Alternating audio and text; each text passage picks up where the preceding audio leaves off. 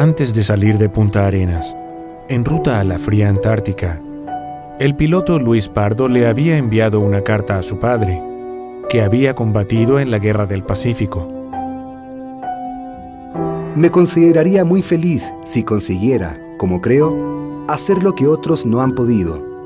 Y si fracaso y muero, usted cuidará de mi Laura y mis hijos, que quedarían desamparados y sin más apoyo que el suyo. Si salgo adelante, habré cumplido con mi deber como humanitario, como marino y como chileno. Esa sería mi gloria. ¿Qué mayor satisfacción que haber salvado a 22 náufragos que la ciencia llevó al polo? Agosto de 1916. Este era el invierno más frío de la última década.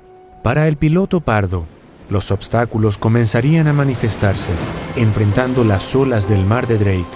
Más tarde, sería la espesa bruma que cegaría su andar.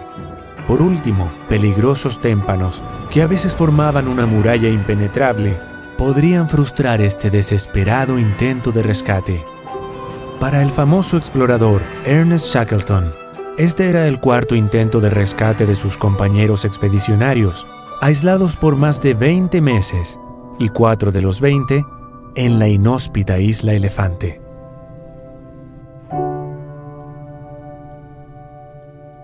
Shackleton era amante de las aventuras, que vivió como marino mercante recorriendo el mundo desde los 16 años de edad.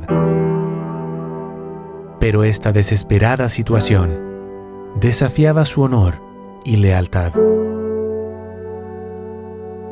Cuentan que de niño, Shackleton excavó un profundo hoyo en el jardín de su casa porque deseaba atravesar la tierra para llegar así a Australia. Quizás ahora se preguntaba, ¿sería posible lo imposible? Rescatar a sus compañeros con vida.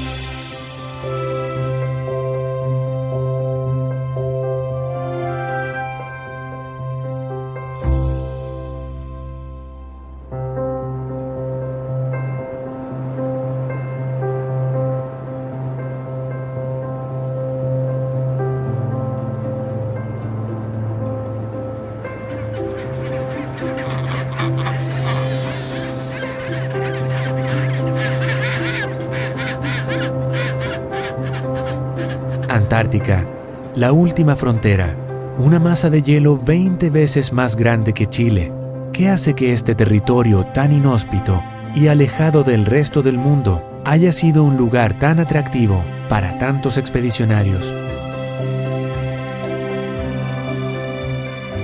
A partir de 1890, las naciones europeas que eran más desarrolladas y que tenían avanzado el proceso de revolución industrial, empiezan una campaña de prestigio en el cual el prestigio se ganaba por los nuevos descubrimientos de tierras que se hicieran, por las nuevas adquisiciones de tierra que se hicieran.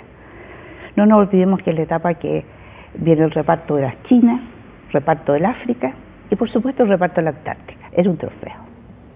La Antártica era la última parte del mundo que quedaba por repartir.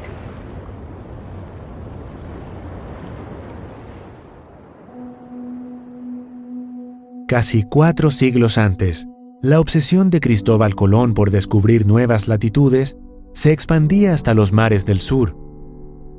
En 1520, Hernando de Magallanes sería el primer europeo que navegaría el estrecho, que después llevó su nombre. En ruta a una salida desde el Atlántico al Océano Pacífico, miembros de su tripulación pisaron territorio que sería parte de Chile más de 3 siglos después.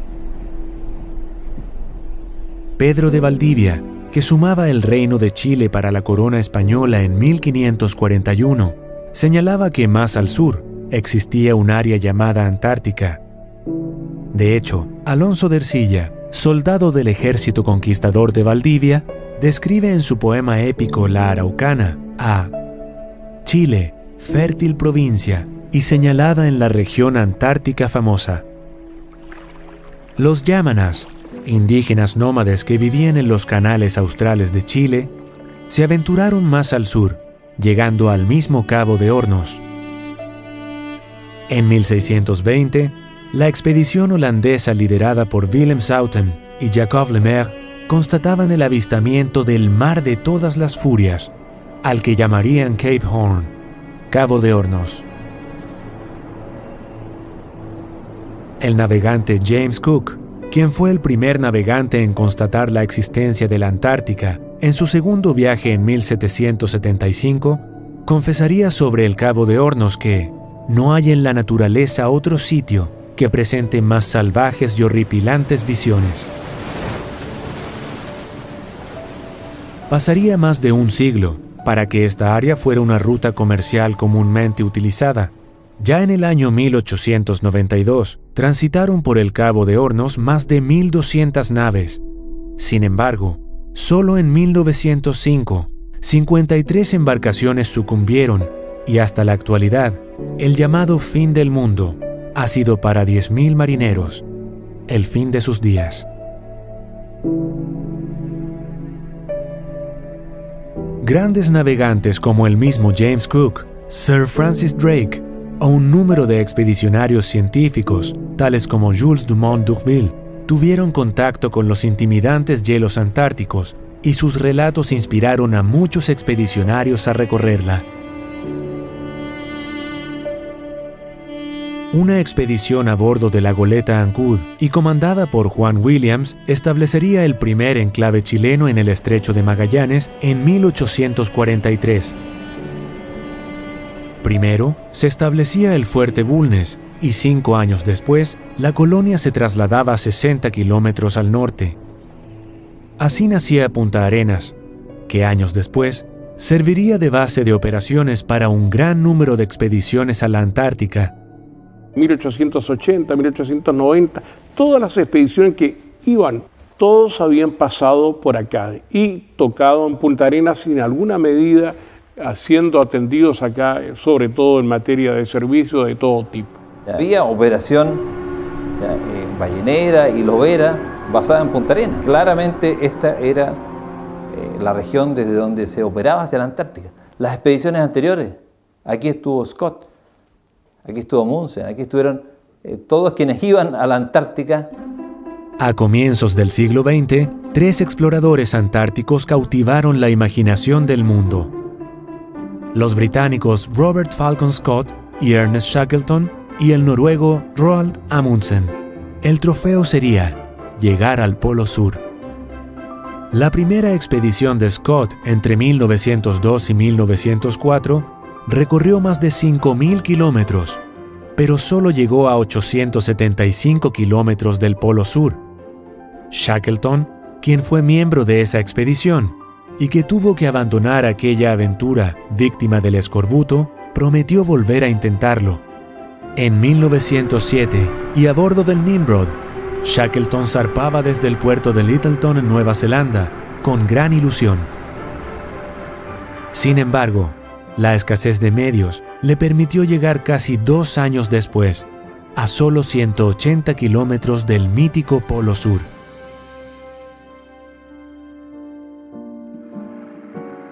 Scott, a bordo del Terranova y financiado por la corona británica, volvía al continente blanco para intentar una vez más la elusiva conquista.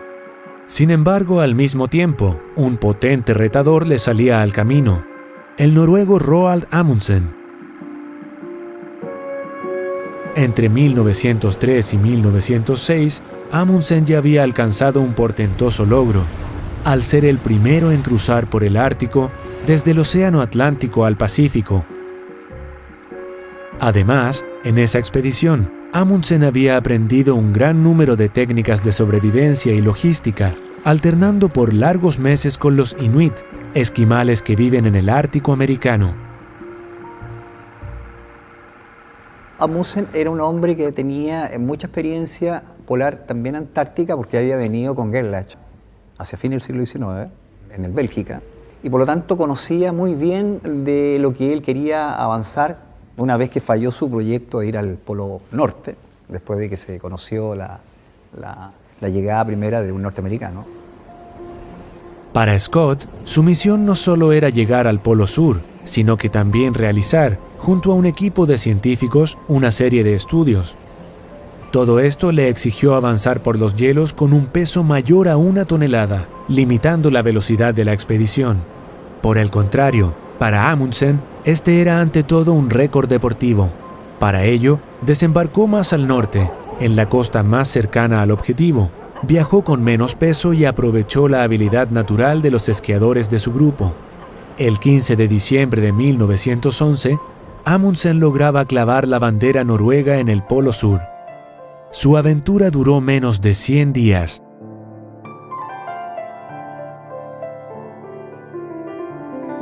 La penosa marcha de Scott y sus compañeros, soportando enormes tempestades de nieve y temperaturas de 60 grados bajo cero, fue inútil, ya que arribarían un mes después que Amundsen al codiciado objetivo. Más aún, volviendo al campamento base en el mar de Ross, los 4 miembros del grupo perecerían, exhaustos y carentes de alimentos por muchos días. Los hielos antárticos pueden presentar bellos paisajes, colores de fantasía, pero también inmensidades solitarias y peligrosas, que pueden destruir con la mayor crueldad los sueños de muchos. Ese fue el destino de Robert Falcon Scott y de muchos otros valientes que fueron solidarios hasta el final. Lo último que escribió en su diario fue: "Por favor, Dios, cuida a nuestra gente". El fracaso y muerte de Scott no disuadió a Ernest Shackleton. Inmediatamente comenzó a reclutar a científicos y tripulantes para su nueva expedición, The Imperial Transantarctic Expedition. Shackleton tenía que hacer algo diferente. Él traza una cosa absolutamente distinta, desafiante. El fondo es ingresar por el mar de Weddell haciendo una cintura a los pack ice que habían en esa zona para lograr desembarcar en un determinado punto lo más cercano a la trayectoria del polo, cruzar por el polo sur, o sea, además cumplir lo que Amundsen cumplió y lo que Scott intentó, y salir por el mar de Ross. Shackleton publicó en un periódico inglés un curioso aviso que concuerda proféticamente con su humor irlandés. Decía: "Se necesita, para viaje peligroso, bajo salario, intenso frío, largos meses de total oscuridad, constante peligro, retorno seguro en duda, honor y reconocimiento en caso de éxito". Ernest Shackleton. Sin embargo, más de 5.000 soñadores llegaron a la oficina de Shackleton en Burlington Street, Londres. Shackleton era un hábil presentador de su propia causa, llamémoslo así. Siempre manejó muy bien eso, porque claro, era una persona que necesitaba reunir fondos para sus exploraciones. Él aprendió de los expedicionarios anteriores, que él tenía que manejar, por un lado, un bagaje científico y por otro lado, un manejo publicitario del mejor nivel. Porque si no tenía un manejo publicitario y no estaba vendiendo su imagen como explorador que estaba conquistando algo en nombre de la ciencia, no podía conseguir los recursos. El bergantín Endurance, que zarpaba desde Plymouth, en Inglaterra, el 8 de agosto de 1914, pasaba por Buenos Aires para aprovisionarse y llegaba a Stromness, una estación ballenera noruega ubicada en Georgia del Sur. En ese momento, estallaba la Primera Guerra Mundial y la dotación le había ofrecido su apoyo en el área al almirantazgo, que se había negado a apoyarlo económicamente. La respuesta de su jefe, Winston Churchill, fue enigmática: "Prosiga". Se lanza en esta aventura sabiendo que tiene muchas cosas en contra. Y me da la impresión que era bastante tosudo, si queremos, porque a pesar que los balleneros le dicen: "No sigan, el mar está malo, se está congelando demasiado pronto, no parece un buen año", él sigue igual. La expedición zarpó desde Georgia del Sur el 5 de diciembre de 1915 hacia el mar de Weddell y su objetivo era la bahía Basel. El hielo se hizo presente casi inmediatamente.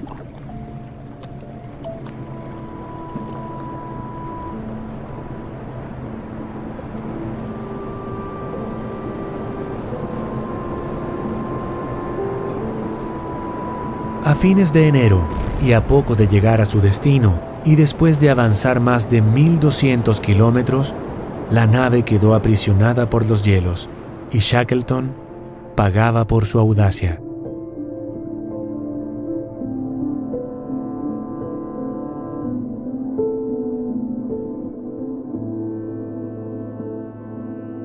Shackleton estuvo a 80 kilómetros de cumplir su meta de llegar al continente antártico. O sea, estaba al lado de lo que había navegado desde el lugar donde él partió hasta el lugar donde pretendió llegar. Era muy poco, era menos del 2% del trayecto total. O sea, él sabía que estaba arriesgando a los hombres desde un principio. No era que la suerte o el tiempo le jugó en contra, él lo sabía. Arrastrado por la masa congelada, el Endurance era desplazado lentamente hacia el oeste y después en dirección al norte. Pronto, Shackleton le ordenaría a los tripulantes que abandonaran la nave junto a 60 perros, 2 cerdos y una gata.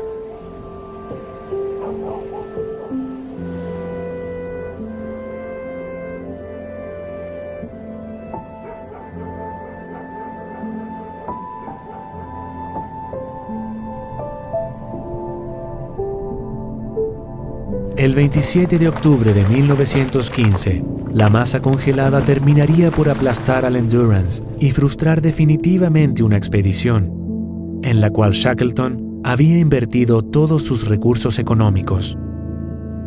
Después de 5 meses a la deriva y más de 2.000 kilómetros de recorrido, el hielo comenzó a romperse peligrosamente y había que buscar un destino en tierra firme.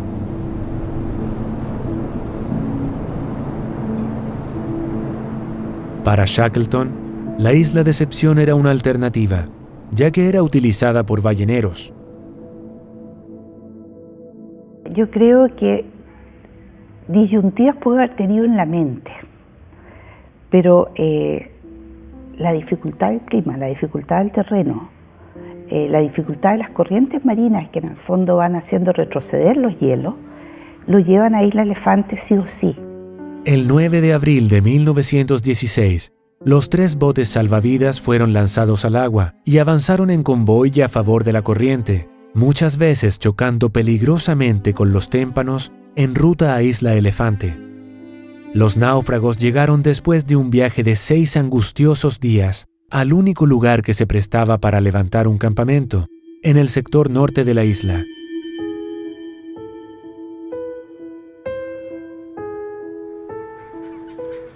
Hoy, esta pequeña faja de rocas y nieve es solamente habitada por miles de pingüinos y yace rodeada por empinados acantilados, un imponente ventisquero, hielos sumergidos en su entorno, y se percibe más erosionada que hace 100 años. Aún peor, los expedicionarios estaban aislados en un lugar apartado de cualquier ruta náutica y por lo tanto, había que buscar ayuda. Para ello, se acondicionó a uno de los botes, el James Caird, de 7 metros de longitud, para que Shackleton y otros 4 hombres fueran en busca de socorro a Georgia del Sur. El heroico viaje de casi 1.300 kilómetros, que incluyó 10 tempestades y una penosa escalada de 3 de los integrantes por montañas y glaciares de dicha isla, terminó 17 días después en la misma ballenera, desde donde la expedición se había iniciado casi 18 meses antes. 2 intentos de salvataje fueron infructuosos, el primero con el ballenero Southern Sky y después con el pesquero uruguayo Instituto de Pesca número 1. Ambos intentos se encontraron con hielos infranqueables antes de llegar a Isla Elefante. A estos 2 fracasos, a Shackleton se le sumaba la trágica situación de su mal planeada expedición que había partido desde Australia y que lo esperaba como rendezvous en el mar de Ross. El mal acondicionado buque Aurora estaba perdido a la deriva y 3 expedicionarios habían perecido en una de las 10 brutales tormentas de nieve que el grupo tuvo que soportar. Shackleton había estado dando vueltas por todos lados, menos por Punta Arenas, pero cayó en cuenta de la importancia de Punta Arenas en el momento determinante de la angustia. La Punta Arenas de ese momento, 1916, es la Punta Arenas espléndida de la época de oro.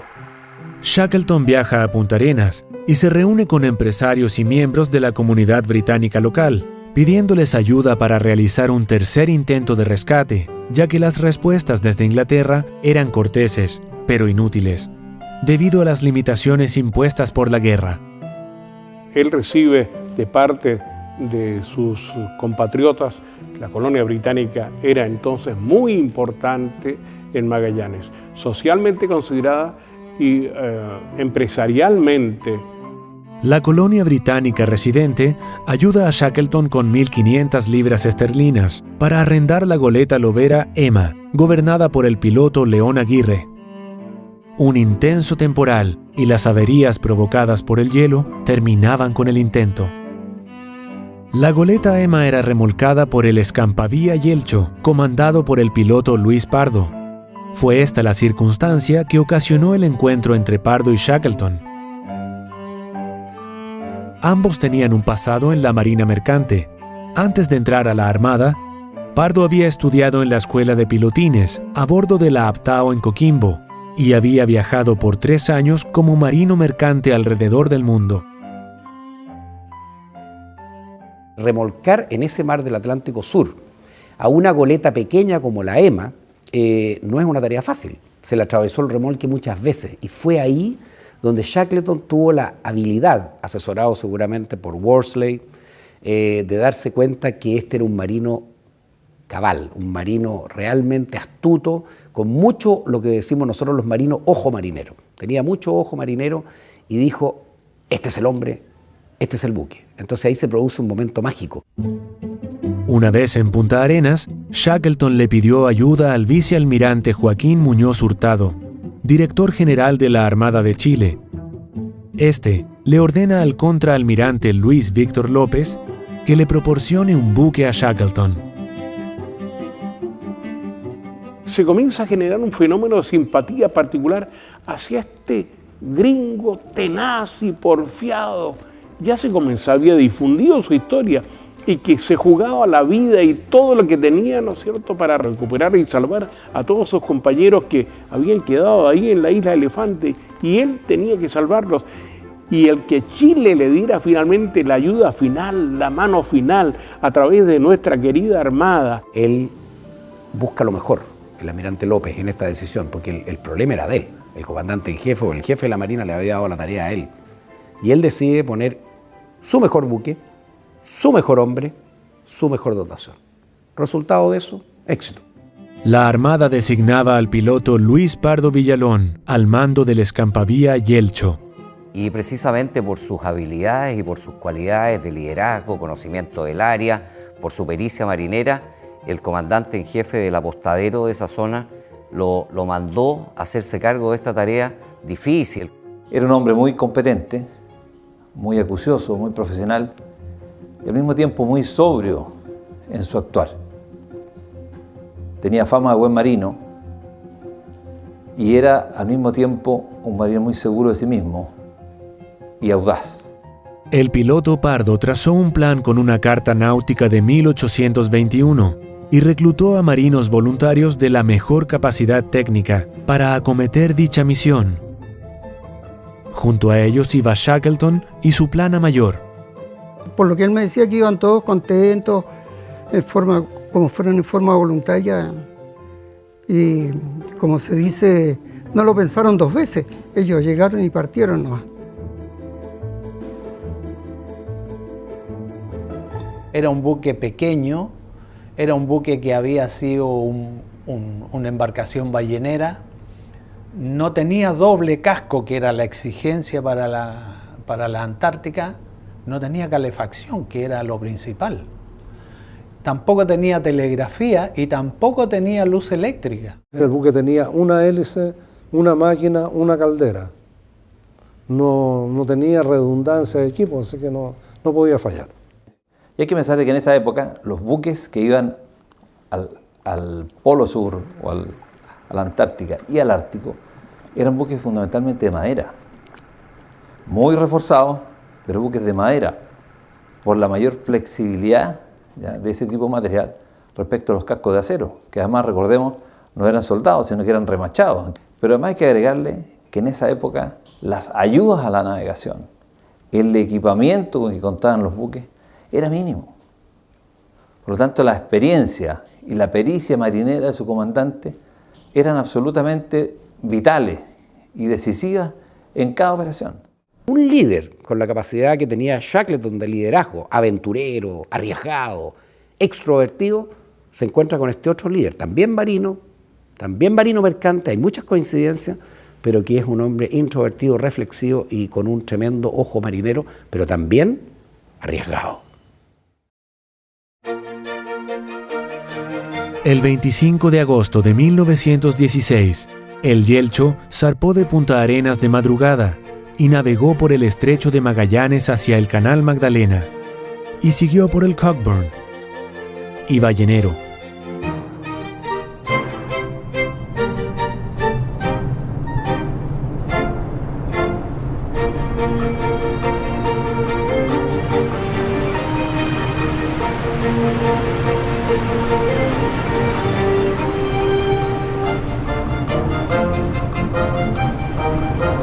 Finalmente, navegaría por el Beagle hacia el sur y cruzaría entre los imponentes glaciares y ventisqueros que tanto emocionaron al naturalista Charles Darwin, como él relataría después de explorar estos lares junto al vicealmirante Robert Fitzroy en 1834. Luego, el Yelcho se detendría durante una noche en Ushuaia, en el lado argentino del Beagle. Después, por las calmas aguas de este canal, Pardo navegaría hacia el sur para llegar a la caleta Banner, en la isla Picton. Allí cargaría 30 toneladas de carbón, como en este documento se constata.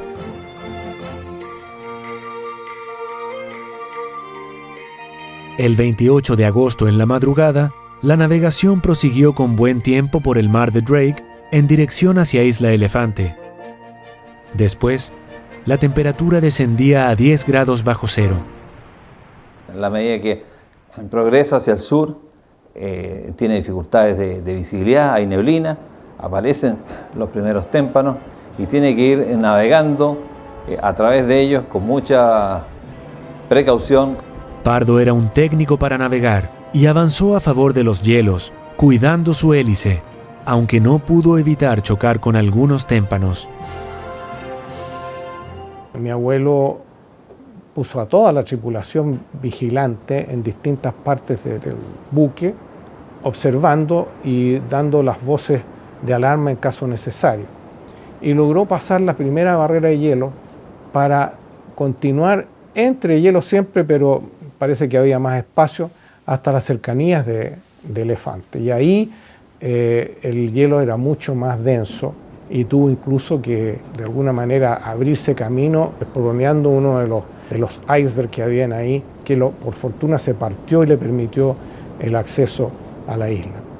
Ellos tuvieron mucha suerte en relación a las 3 experiencias anteriores, porque cuando llegaron a la isla Elefante estaba descubierto el pack ice y eso les permitió ingresar a la isla Elefante. Tuvo mucha suerte ahí piloto Pardo.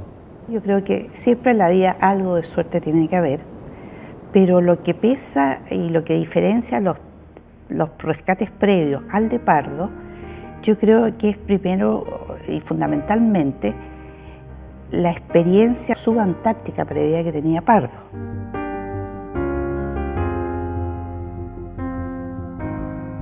Justo a la hora del almuerzo del día 30 de agosto, los 22 náufragos del Endurance, que ya habían tenido que racionar severamente la ingesta de alimentos, divisaron entusiasmados a una embarcación que se acercaba. Prendieron una fogata para hacerse notar y observaron con regocijo cómo el Yelcho, con la bandera chilena al tope de su mástil, se acercaba hasta una distancia de 150 metros del hoy llamado Cabo Wild. Los gritos de hurra se repitieron una y otra vez. Después de sufrir 18 semanas de angustia, Shackleton pudo constatar que los 22 estaban vivos y salvos, y de inmediato fueron embarcados para ser devueltos a la civilización.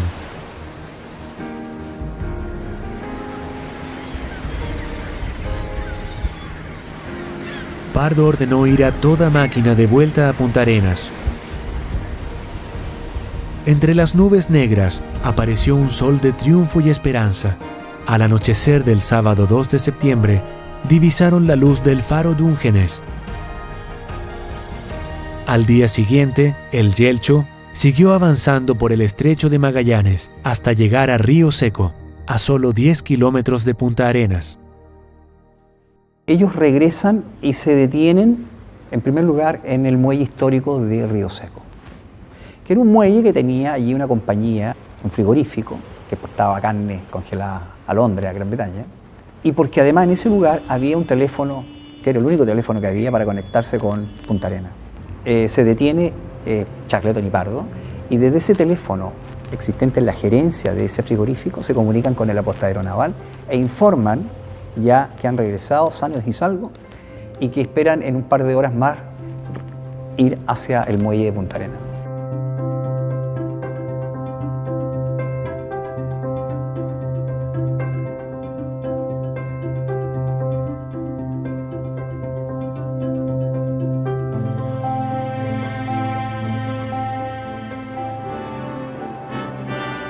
La ciudadanía completa se volcó hacia el muelle. Uno ve las fotografías y está repleto, todo el mundo celebrando, campanas al vuelo. Fue un verdadero día de fiesta, porque todo el mundo se sentía contento del éxito de la operación, solidario además con Shackleton y sus compañeros.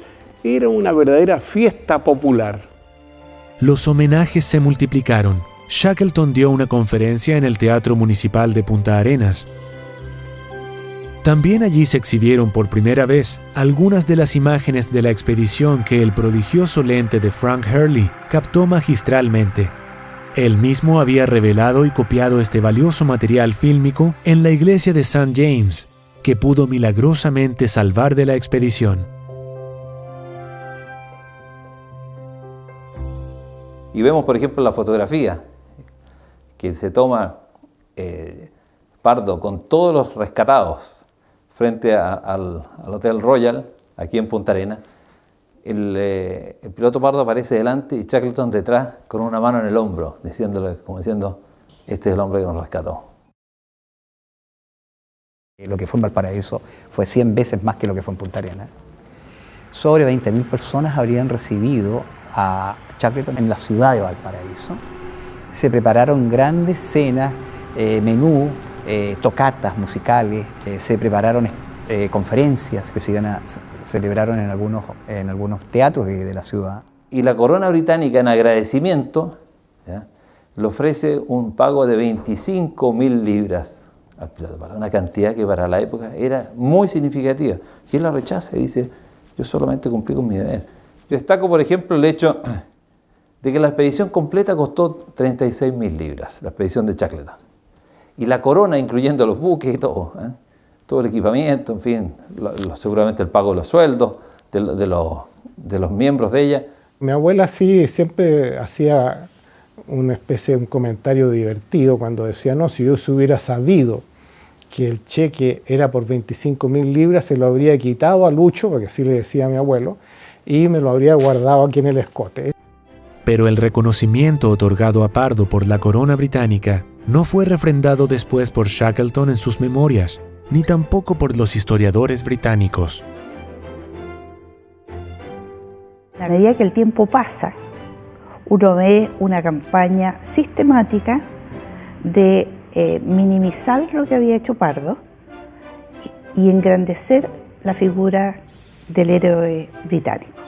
No hay mención prácticamente del piloto Pardo en libros o en textos ingleses, sino que todo el mérito del rescate y de toda la expedición se lo lleva Shackleton. Más aún, en muchas publicaciones, Shackleton y su plana mayor aparecen comandando el Yelcho. Absolutamente falso. Uno, porque ningún marino de Chile lo aguantaría, y Pardo era un marino de Chile. de la Armada de Chile. Eso no lo aceptaría ninguno de los que hemos mandado buques de nuestra Armada, para ser claros y precisos. Menos Pardo, que era un hombre de decisión. Segundo, porque Pardo y su gente tenían las competencias. Y obviamente Worsley les iba a ayudar, y Shackleton también, en el lugar puntual. E incluso se sabe positivamente de que la ruta que habría sugerido el mismo Shackleton, posteriormente hubo que enmendarla por la que había planteado inicialmente el propio Pardo Villalón. Es increíble la situación de Shackleton, porque Shackleton, él siempre quiso figurar como en la historia de los expedicionarios antárticos, y él participó en 4 expediciones antárticas, en ninguna de las 4 logró nada, y es el expedicionario más famoso de la Antártica. Es increíble. Sir Ernest Shackleton moriría 6 años más tarde, a los 48 años de edad, en Georgia del Sur, antes de iniciar su 4ª expedición al continente blanco.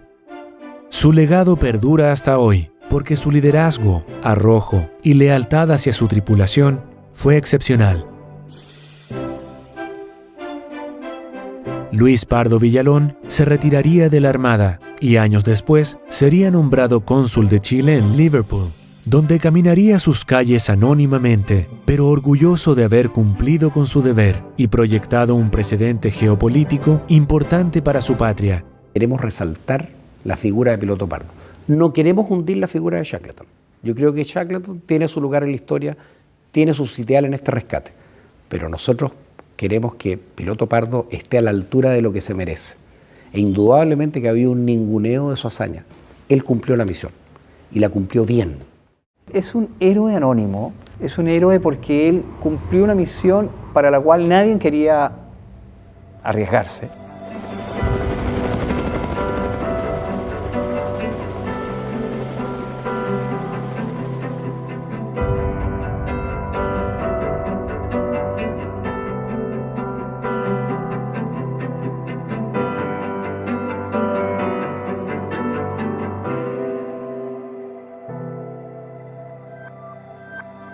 En 1916 marca ciertamente la presencia de Chile en la Antártica desde esa fecha y somos nosotros el país más cercano a la Antártica.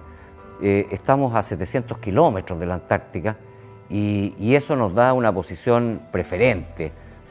La presencia de Chile se estableció más de 30 años después de la gran hazaña del piloto Pardo, que fue la primera misión oficial de Chile en la Antártica, y hoy se ve reflejada por un número de bases que desarrollan una gran variedad de tareas, protegiendo la vida humana, el medio ambiente, proveyendo apoyo logístico a la navegación, a los operadores antárticos y a las actividades científicas que se desarrollan. Estamos en una posición de vanguardia. Eso sí que es importante. Estamos haciendo un aporte de verdad a la ciencia del mundo y estamos con eso prestigiando nuestra labor como país y estamos permitiendo prestar un servicio grande a toda la humanidad.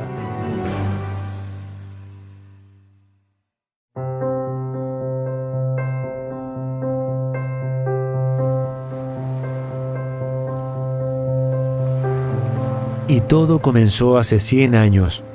Hoy, en Isla Elefante, solo vive la valiente figura del héroe Luis Pardo Villalón, rodeada de sus legítimos habitantes, miles de pingüinos.